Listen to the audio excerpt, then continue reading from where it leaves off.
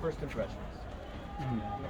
Okay, people decide who you are and what your quality is within 20 seconds. Wow. Of course. Of Yeah. hearing you, seeing how you're dressed.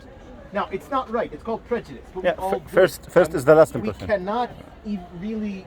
Do We that. could try the best we can to not judge a book by its cover, or to do. But that is only you have. Listen, it's usually too late, or it takes a while. Meaning, okay, you'll and then you'll say, "Wow, I didn't realize about that person." Okay, and therefore I want you to take into consideration how you dress, how you hair, body odor, all those things are very important. Again, at the end of the day, whatever, once you're familiar with them, there's a different status of it. Yeah. So one of the things that I consciously did, I want you to take me seriously, I kept long pants on for the morning. Even though it was blistering hot. But I wanted you to take me serious. Now, yes, it's not the biggest deal, but you would have thought differently had you saw it that way. That's number one. Number two, and then this is, I'm teaching you, it's not manipulation, these are tricks. Within the first 5 minutes of any tour, especially with Israelis, you will have already heard that I was in the army. You will know that I did a master's in archaeology at Hebrew University, and you will know that I've been guiding for 25 years. Now, I didn't say that all in one sentence. I gave it in as it naturally came. It's in stories. Now, again, you don't necessarily have to brag, but you want people to take you seriously. You want to give them credentials. I've been living in the old city since I was born. You know, this is where I used to, this is my playground growing up. I have this degree. I went to the Torah Guide course. But you don't have to list that on. You have to send them a CV, but you want people to know. Now, with any Israeli group, even especially if they hear I have a slight accent, they will already hear where I was in the army and what I did in each war, whatever. They will change. I can see in the eyes of the people that's watching me the change in the way they treat how I speak to them. And that's it. Again, I'm not saying good or bad. That's the way it is. They're going to judge you. Everybody's going to judge you. Okay, so you want within the first few minutes to establish who you are and why they should listen to you, and what you have to give to them. Again, don't do it in too much of a in-your-face way. In a subtle story. By the way, you know, they even ask a question. Oh, that's very interesting. I thought of the same thing when I studied or when I was here with, and it just comes up. Okay, those are just some tricks. That's the fifth camera. Let's come back to our story. City of David. Yeah. So someone who did not serve in the army, someone who has not lived in the old city. You have to find what's special. Okay, Is there something fine, that find would be it. interesting But to you, yes, because you have something. Everybody's got an interesting story. Yeah. If you don't, you're not in the right place. Everybody's got a good story. Yeah. You're a storyteller. You're here. You're just as. I'm going to show you where I Came from your and I'm ass. so No, no, excited to show you where I was excited the first time I came 10 years ago. Like, again, everybody's got their own personal slant and their own course. personal advantage. You have to believe that You you're have to special. find it. You are. Everybody is, except for him. Anyway, I'm kidding. You make it to this word. I'm kidding. Okay, so here we go. Now, City of David. Now, I'm not going back to everything you learned already. I'm assuming it. I just want you to, there are a few things that I think it's important you to make sure that are clear as they continue to change things. Okay, when you come back every 6 months, you have to do updates. Again, I work in City of David 2 years full time, and I've been guiding here for 21 years. Every few months I have to come back and learn more. Okay? Last night when Oren wrote me there, I sat down and I reread the last 2 reports of Zenton and to understand like the level of things. And again, I worked with one summer I spent the entire summer excavating in the Givati parking lot, 2002. So like, but still, there's so many things and so things. So don't think, oh yeah, I know City of David.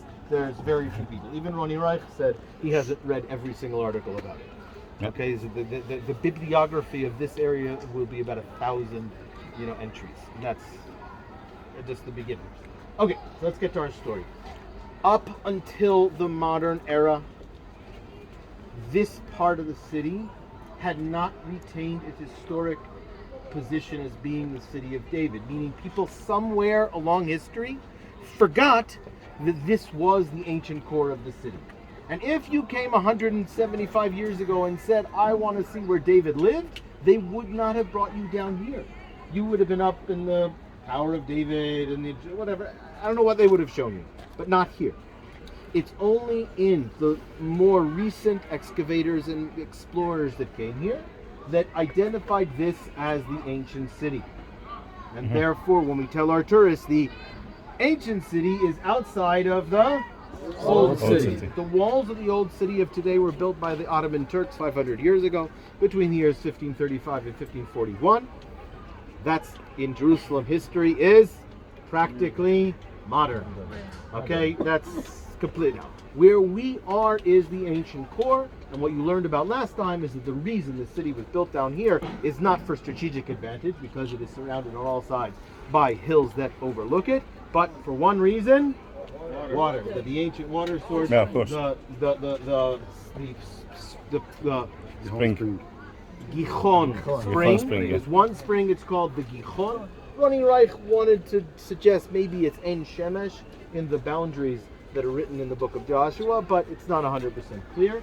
In any case, there is no such thing as the Shiloach spring. The Shiloach is a name that is used in the Second Temple period to describe the waters that are brought to the pool that we're headed in a second. We're going to go to the pool of Shiloach, known in Greek, the pool of Siloam.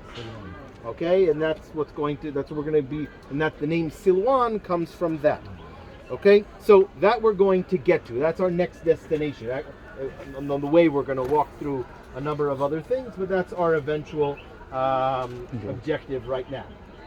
Okay, so this part of the city during the First Temple period was the place where there was some type of a royal structure here. Eilat Mazar thought it was the palace. Even if it wasn't the palace, it may have been some type of a royal administrative building. That's what you see here in the area G, and so on. I'm not going back to describe that. However, one of the features that was found already by McAllister and Duncan was this white step structure directly beneath us. And that, you should have been explained, was a support structure of a large building that stood right here. Now, set into that white step structure were the foundations of a wall. Okay, the wall began all the way at the corner of Temple Mount and went all the way along the side of the town right now. We are now standing on Tower 3 of that wall. This is Tower 3 of the wall. The other tower, which was called Tower 2, collapsed, and you heard about it last time. We believe the foundations of that tower, under the foundations they found another boule, and in the material that was found within the foundations of that tower, we found two very peculiar items. Do you remember what they were? You learned about it last time. Pottery. No, we found burials of two adult canines. Two adult dogs. Does this recall it? You remember this? If not, it's great, because this was a question on the test, by the way. Okay? Two adult dogs. Now, this might not mean much to you, but the only time that we find people burying dogs is either Natufian, which goes back 30,000 years BC. That's not related. That we find in the Carmel. We find it in the modern period. Everybody, burying their dogs in their backyard. And in the Persian period. The Persian period, for some reason, people like to have pet dogs and they like to bury them. You look, there's a Second Temple period work called the Book of Tobias, the Sefer Tuvia, one of the Apocrypha. The protagonist of the story has a pet dog. That's one of these things. That tells us this time period was Persian. And in the Persian period, we believe the foundations of this wall may have been set. This was the idea of the person that excavated it, the late archaeologist Eilat Mazar. Eilat Mazar passed away a few years ago. She worked here for many years. She excavated that tower, therefore it's no longer there. Okay, and she believes that tower was part of the tower of who? Nehemiah. Oren said you learned about it, but I'm looking at your faces and I don't see too much. Now, I'm going to take a picture.